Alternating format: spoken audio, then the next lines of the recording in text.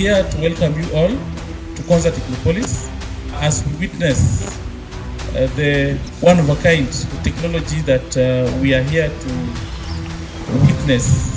This is a system that will be used to try manage the use of drones within the airspace. Remember, we have one airspace and we have to manage both manned aircraft and unmanned aircraft. So this is a system that will give visibility and be able to allow operation and integration of both manned and unmanned aircraft within the same airspace. The idea in the background is to be able to integrate with any drone that you can see here or any drone in the market, and actually to replace the general aviation and the general pilot. If you look at Tsavo National Park, it's enormous, one of the biggest parks in the world, land parks, terrestrial parks. And it needs this technology, and we really hope that this particular thing, new UTM system, will help us in our mandate.